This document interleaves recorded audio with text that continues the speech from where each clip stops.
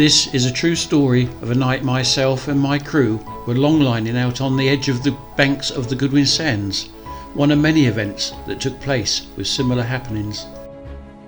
In the 1970s I bought the motorboat Spray. She was situated opposite the Timeball Tower and used for commercial fishing only, not angling parties.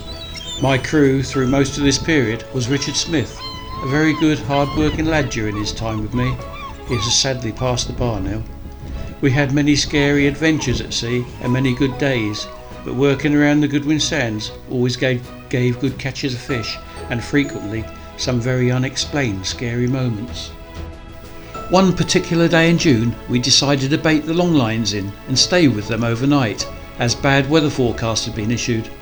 That way, if the wind got too strong, we could haul the gear and come home, whereas if we came home after shooting the gear, we might not be able to launch several hours later. It was a hot summer day and we stood on the promenade and baited up the long lines, 500 hooks in total, with the hopes of catching some good skate. High tide was at midnight, which meant we couldn't shoot the lines in deep water because of the strong tide that would be running, so working in shallow water on the banks of the sands was our only option. We had done this many times before and had had some good catches. We lowered the Spray down the beach at 8:30 on this particular evening. The sea was calm with a slight southerly breeze blowing. Our destination on this night was the Kellet Gut. This is a deep channel that runs almost east to west through the length of the Goodwins. We were going to the north of the gut in shallow water, just to the south of a large wreck that lay there. Launching, we set a compass course and timed our wristwatch and headed out for the Goodwin Sands. 3/4 of an hour passed and we arrived just inside the banks of the North Goodwin, near the Kellet Gut. The first Dannon anchor was cast overboard and a slow course to the east was begun. The long lines baited with sprats were rattling out over the stern. 5 minutes later, the second Dannon anchor was cast overboard. We turned the boat and made fast to this, as we were staying the night with the lines. At 10 o'clock it started to get dark, so we rigged our fishing rods up in the hope of catching a few more fish while we were waiting for the long lines to do their work during the night. There was about 20 feet of water beneath our keel, and it was 2 hours before high water. Settling down, dark came upon us, and a couple of skate were caught. "It's looking good for the long lines," I said to Dick. The night passed slowly. It was a clear sky with a bright moon shining, and small mist patches crossing over the sands. Suddenly we heard a very loud crashing noise, like timber breaking. This went on for several minutes. Then, to the northeast of us, we heard a lot of commotion, as if a ship was breaking to pieces. This was scary. Then from the distance came cries for help and people shouting and screaming. Dick and I looked in the direction of the noise and saw nothing.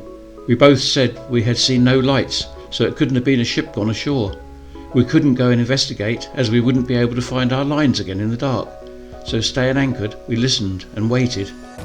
The cries were getting louder and closer, and now, as we looked out to sea, we saw a ship's lifeboat drifting down towards us. It was full of screaming people. Closer and closer it came. The cries were awful, and almost upon us it disappeared, and nothing was to be seen.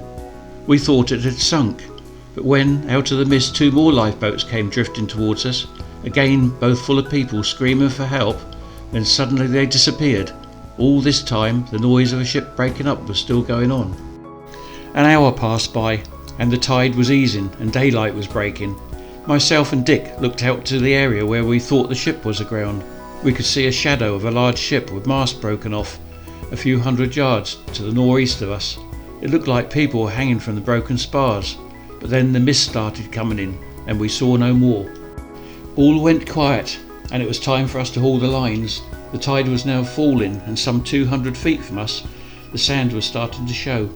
We decided once the lines were hauled we would attempt to steam out as close as we could to the area and see what was happening. Half an hour passed as we started pulling in the last Dan. All the lines were aboard. We had a catch of around 40 stone, a good sized skate, 6 big cod and 4 turbot, along with a few pouting and 2 bass. So it was a good night's work. The wind was freshening up fast now and the sun was shining bright. We looked out over the sandbanks, which were now all showing and uncovered. Nothing, not a bit of wreckage, nor any sign of a ship aground. Once again we said to each other, "Another ghost ship." This had happened to us a few times before, but at the time when it's taking place, it's the scariest time of being afloat. And as we always said, would it ever take us with it one day? One never knows. Engine ahead, we made for the shore with a freshening wind from the southwest. It was a rough trip across the shallow water on the northern part of the sands, with only 8 feet of water in places, but we soon hove up on the Fork Spit Buoy, then had a rough passage to shore, as a good force 6 was now blowing. The night was now behind us. Dick had finished gutting the fish. Another story of a ghost ship to tell has passed us by. On hitting the beach, we hooked the spray on and hove her up tight. A nice cup of coffee was handed to us by old George Baker, who had helped us get in. This was a great surprise and really welcome.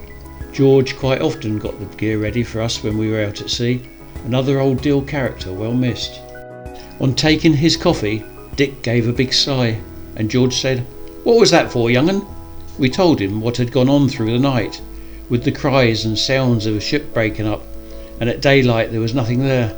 "Yes," he said, "it still goes on then. Happened a lot in the old days." Meanwhile, Dick had gone to talk to some visitors that had inquired about buying a fish. He was telling them about the ghosts and night's happenings in the moonlit sky. They were listening and taking it all in. Then, to my amazement, they pulled out a fiver and gave it to him. Nice little earner for telling the tale. Then they bought a bass and left. Well, that's how it happened on that night in July. Another scary one, but a true tale of a night to remember.